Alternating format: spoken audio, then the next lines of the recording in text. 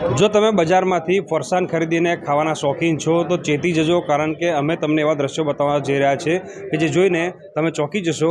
અત્યારે તમે દ્રશ્યો જે છે તે જોઈ શકો છો। ખોડિયારનગર પાસે ડીમાર્ટ આવેલું છે ને એની બિલકુલ બાજુમાં જે તેલ છે તે તૈયાર કરવામાં આવે છે અને જુદા જુદા બ્રાન્ડના જે તેલના ડબ્બા છે એમાં તેલ જે છે તે ભરવામાં આવે છે।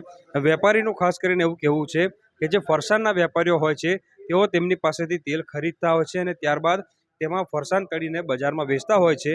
એટલે હવે આ દ્રશ્યો જોયા બાદ તમે અંદાજો લગાવો કે બજારમાં જે ફરસાણ મળે છે તે ફરસાણ કેટલું ખાવા લાયક છે, કારણ કે અમને તો નથી લાગતું કે આ તેલ જે છે તે ખાવા લાયક હોય, પરંતુ આ તેલ સારું છે કે ખરાબ છે તેની ચકાસણી કરવાની જવાબદારી આરોગ્ય વિભાગની છે। ત્યારે આરોગ્ય વિભાગ જે છે તે તપાસ કરે તે અનિવાર્ય બન્યું છે, કારણ કે જુદી જુદી બ્રાન્ડના તેલના ડબ્બા પણ જે છે તે જોઈ શકાય છે અને આખો પ્રોસેસ ક્યાં કરવામાં આવે છે એ દ્રશ્યો પણ જે છે તમને બતાવીશું।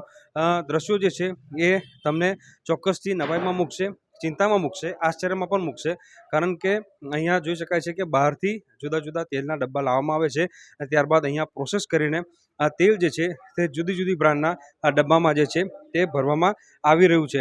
એટલે સીધી રીતે જે લોકોના સ્વાસ્થ્ય સાથે ચેડા જે છે તે કરવામાં આવી રહ્યા છે, પરંતુ મેં કીધું પ્રમાણે કે ખરેખર આ તેલ કેટલું ખાવા લાયક છે તે તપાસનો વિષય છે અને આરોગ્ય વિભાગની ટીમ જે છે અહીંયાથી સેમ્પલ લે અને સેમ્પલ લીધા બાદ તેનો રિપોર્ટ આવે ત્યારબાદ જ આ તેલ કેટલું ગુણવત્તાયુક્ત છે તે પુરવાર થશે।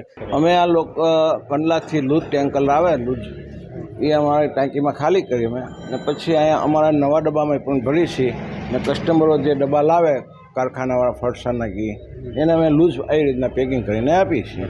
તો આમ અનહાઇજેનિક નહીં લાગતું તમને એનું વાતાવરણ બધું જોઈને?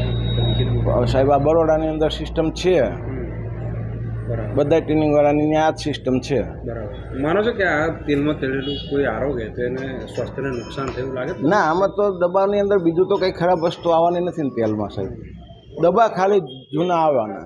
બરાબર, તો સૌથી વધારાનો ઉપયોગ કોણ કરે? સૌથી વધારે તેલનો ઉપયોગ કોણ કરે? ફરસાણવાળા। ફરસાણવાળા। તો તમે આ કામ જે કરો છો એ અંગેની કોઈ મંજૂરી લીધી હોય કે? હા, લાયસન્સ ફૂડ એન્ડ ડ્રગ્સનું લાયસન્સ છે। ટૂંકમાં બધું પ્રોપર ચાલી રહ્યું? હા, જીએસટી નંબર છે।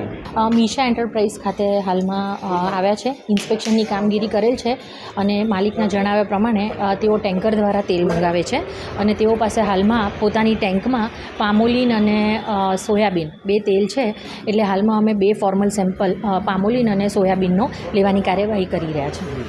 આપણે તમારી દ્રષ્ટિએ જોવા જઈએ ટેકનિકલી તો આવું શક્ય છે, એટલે કરી શકાય આ રીતે? ના, એટલે એ લોકો જે યુઝ કરેલા ડબ્બા રીયુઝ કરેલા ડબ્બા ફરી પેક કરીને માર્કેટમાં તમે વેચી શકો એવું પ્રોવિઝન નથી। એટલે હાલમાં તેઓને આ જૂના ડબ્બામાં તેલ ભરીને ના વેચી શકે એની નોટિસ આપવામાં આવશે અને ફોર્મલ સેમ્પલ એ લોકોને ત્યાંથી લેવામાં આવશે। આપણે સેમ્પલ લીધા અને કદાચ જો અખાદ્ય નીકળે શું જોગવાઈ હોય છે? હા, તો એ કદાચ સેમ્પલની અંદર કશું પ્રોબ્લેમ નીકળશે તો પછી આગળની FSSAIમાં જણાવ્યા પ્રમાણે કાર્યવાહી કરવામાં આવશે।